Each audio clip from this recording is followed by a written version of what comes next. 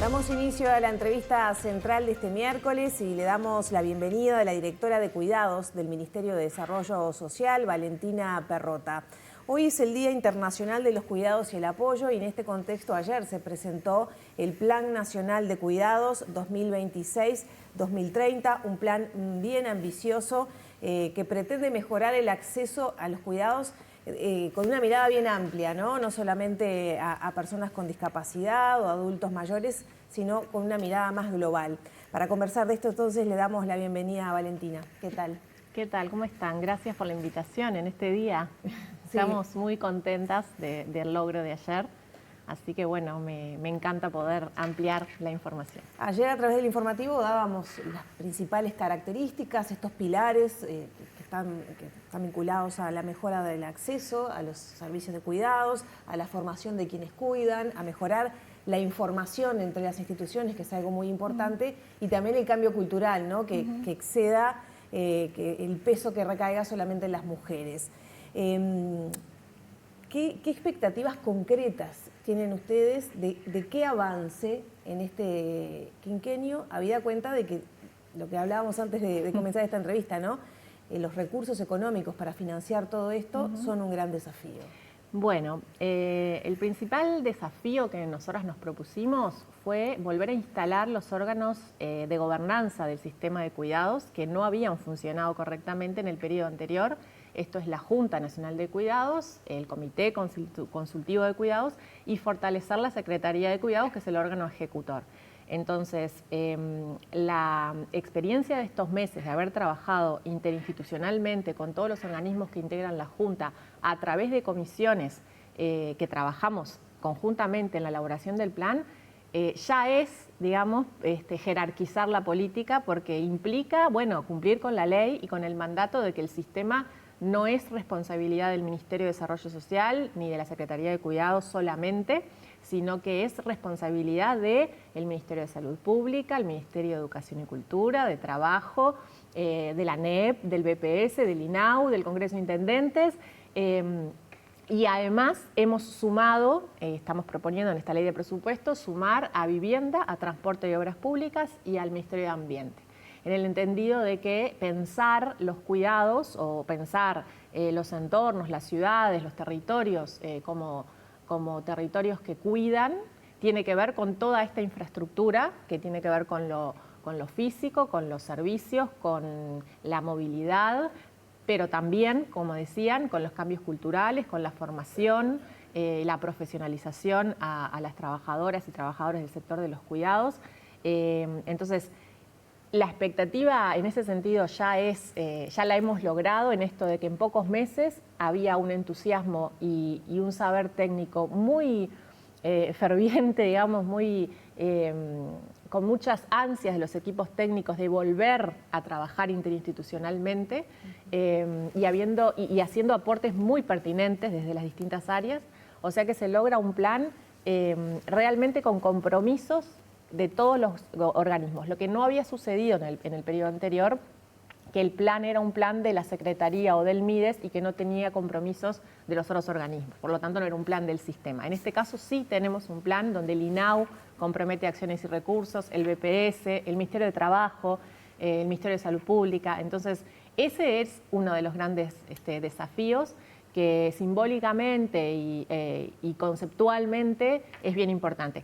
Y conceptualmente es importante también el otro desafío, que era separar la institucionalidad, de los cuidados de la de discapacidad, ¿no? Que el gobierno anterior, en un error conceptual, en un retroceso, digamos, en términos conceptuales, de concepción de lo que es la concepción de la discapacidad asociada solamente a la dependencia o la necesidad de cuidados y no a toda la agenda de derechos humanos que debe atender un instituto de la discapacidad. Bueno, en el afán de ahorrar, juntó estas dos áreas, ¿no? Y en eso debilitó a las dos agendas, a la de cuidados. ¿Hubo un retroceso en la administración pasada en materia de cuidados? Absolutamente. Un retroceso que lo sufrieron los trabajadores. Nosotros nos encontramos con equipos de trabajo que tienen una altísima formación, un altísimo compromiso y que están muy desgastados y muy frustrados por haber estado 5 años prácticamente trabajando solos, sin la interinstitucionalidad que corresponde, sin poder desplegar sus saberes en programas donde se desafíe la creatividad y el saber técnico, y además muy reducidos, ¿no? La Secretaría de Cuidados disminuyó al 50% su personal. Entonces esta unión de la discapacidad y de los cuidados empeoró las dos agendas, y nosotros ahora en esta ley de presupuesto estamos proponiendo, bueno, crear un Instituto Nacional de la Discapacidad y la Secretaría de Cuidados que vuelva a ser la Secretaría de Cuidados solamente ocupada de esa tarea tan importante, tan grande. ¿El plan tiene financiamiento en el presupuesto? Bueno, ¿Se está discutiendo ahora en el Parlamento? El plan tiene financiamiento de cada organismo que colocó en el plan acciones respaldadas en el presupuesto disponible. Se está discutiendo el presupuesto. Una aclaración importante es que nosotros ayer presentamos, la Junta Nacional de Cuidados le presentó al Ejecutivo, al Presidente de la República, una propuesta de plan, pero no tiene todavía metas e indicadores porque nos falta la discusión presupuestal. Nosotros esperamos que lo que el INAU se propuso, lo que el BPS se propuso, lo que la ANEP se propuso, bueno, se apruebe en la discusión presupuestal y a fin de año sí poder identificar, bueno, metas anuales e indicadores que como tú señalabas, uno de los ejes de este plan es mejorar la transparencia, el monitoreo y la evaluación, cómo hacemos que los sistemas sean interoperables, los sistemas de registros administrativos que manejan todos estos organismos, de información respecto a usuarios, usuarias, a proveedores, a trabajadoras, cómo hacemos que eso esté al servicio de la gestión, o sea, que la información circule entre los organismos, sea interoperable, pero además que esté al servicio del monitoreo de cómo vamos cumpliendo las metas y de la evaluación, es decir, si aquellos programas o pilotos que estamos, por ejemplo, implementando ahora, un piloto de facilitadoras de autonomía en ámbitos educativos, si cumple con los objetivos que se propone, que es que los niños con necesidades de apoyo en el ámbito educativo permanecen en las aulas, pero además aprenden, ¿no? Porque este piloto tiene dos componentes, uno de cuidados y uno pedagógico. O sea, para poder generar políticas basadas en evidencia, necesitamos que esa información esté disponible y que además sea transparente para la ciudadanía. Antes de meternos en ese tema que es fundamental, y ahora a fin de año y principios, todos los papás empiezan a pedir desesperadamente que los atiendan y que se cumplan con las listas de espera en ese sentido, así que vamos a ir a eso, pero quería volver un pasito atrás en un detalle que tú también decías ayer en la presentación y que es muy difícil sostener este sistema solo con rentas generales. Hay un informe que queda de la dirección anterior que se le pidió al BID, que se trabajó en conjunto en realidad, que pone fondos con el BID para dar sostenibilidad al sistema de cuidados, que es muy caro. Pero que en realidad debe verse, por supuesto, no como un gasto, sino como una inversión para la sociedad, ¿no? ¿Cómo pretenden también plantear este tema? ¿Cómo se puede avanzar en esta sostenibilidad? Bueno, nosotras ese informe y esa herramienta, que es una herramienta que genera estimaciones de costos en base a proyecciones poblacionales y a los costos que se conocen de los servicios, la estudiamos, la tomamos, nos parece que es una buena herramienta, que se trabajó muy bien en conseguir la información precisa de los diversos organismos. Ahí trabajó muy bien la Secretaría de Cuidados, ¿no? Porque el banco ofrece consultores, pero ahí hay un trabajo interinstitucional de poder conseguir esa información de los distintos organismos. Pero entendíamos que las proyecciones que el gobierno anterior señalaba como escenarios posibles de un sistema fortalecido eran para nosotros muy poco ambiciosas, ¿no? En el avance hacia la universalidad. Entonces nosotros nos quedamos con la herramienta, la mejoramos porque le incorporamos servicios que no estaban incluidos, como los establecimientos de larga estadía, como las cuidadoras comunitarias, que es un programa nuevo que estamos lanzando,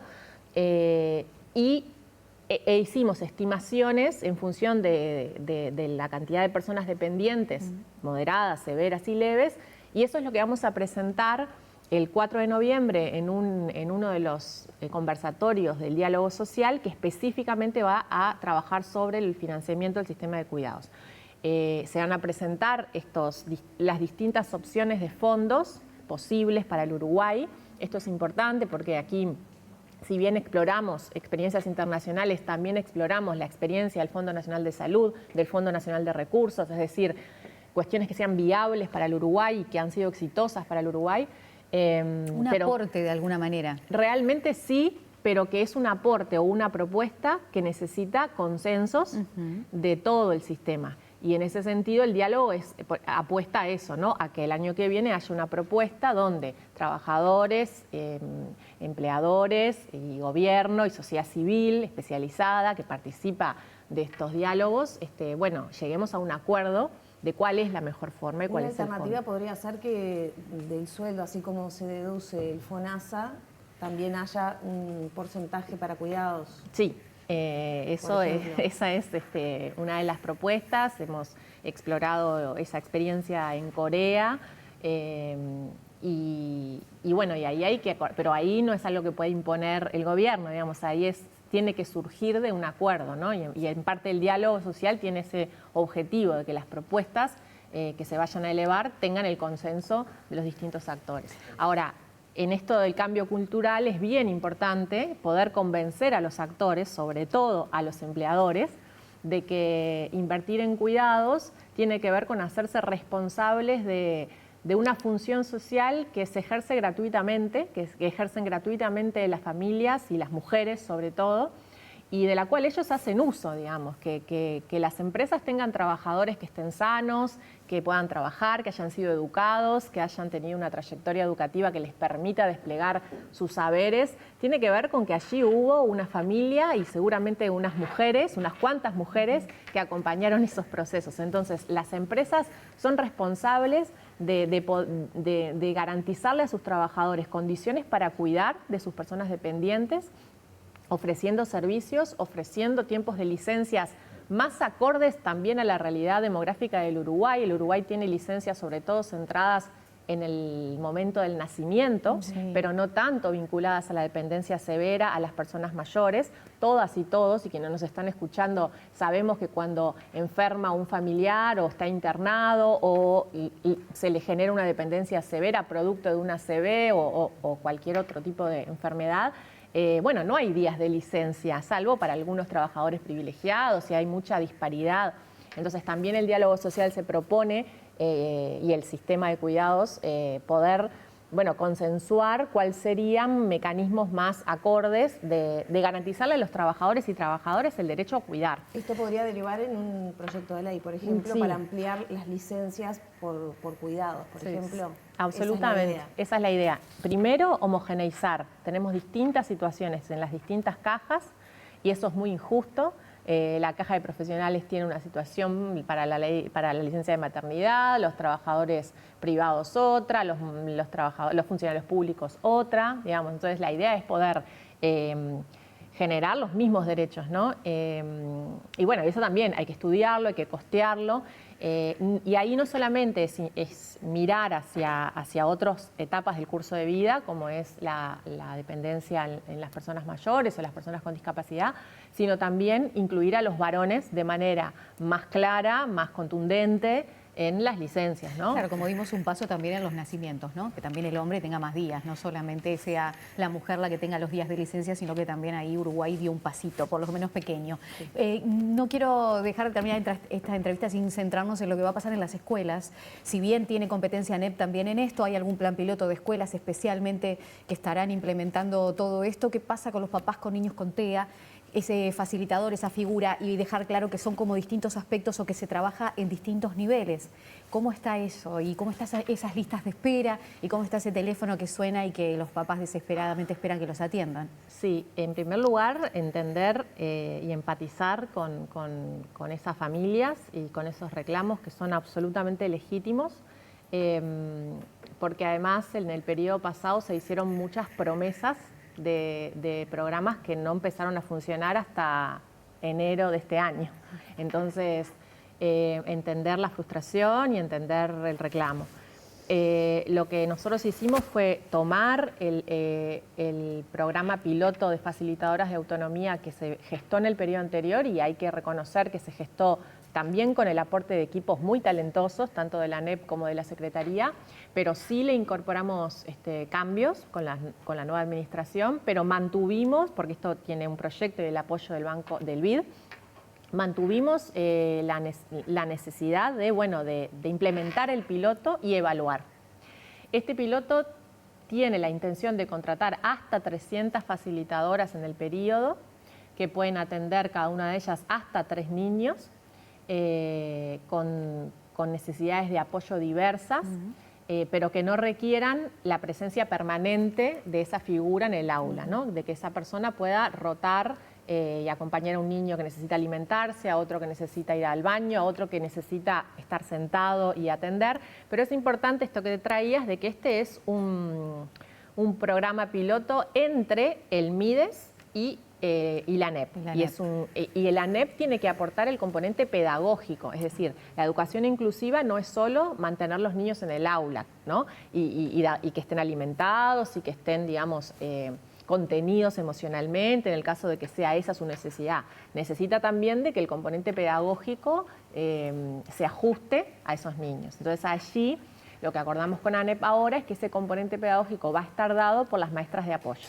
Entonces, por ahora, el piloto se está aplicando en escuelas, o se va a empezar a aplicar en escuelas con maestras de apoyo para poder garantizar estos dos componentes, ¿no? El cuidado desde las facilitadoras de autonomía, pero también la mirada pedagógica que no le corresponde a la Secretaría de Cuidados, sino al sistema educativo. Y eventualmente, si este programa se evalúa que es útil, que aporta, y que ya sabemos, hemos tenido, digamos, de los meses que hemos tenido experiencia de implementación, sabemos que ha permitido que muchos niños participen de actividades deportivas, de paseos, ¿no? Que participen todo el horario escolar. O sea, si esto entendemos de que cumple con estos objetivos pedagógicos y de cuidados, la intención es que se institucionalice, ¿no? Que deje de ser un programa piloto sostenido por un préstamo y que de alguna manera el sistema educativo incorpore estas figuras para garantizar el derecho de todas las niñas a la educación. Vale aclarar, porque esto es una cosa que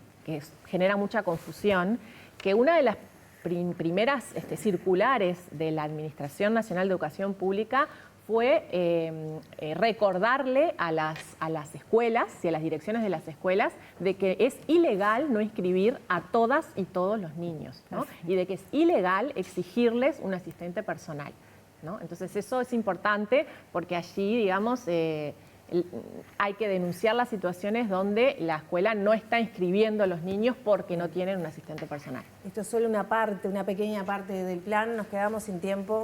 Ameritará otras charlas para conocer también otros aspectos. Con mucho gusto. Muchas gracias. Gracias a ustedes.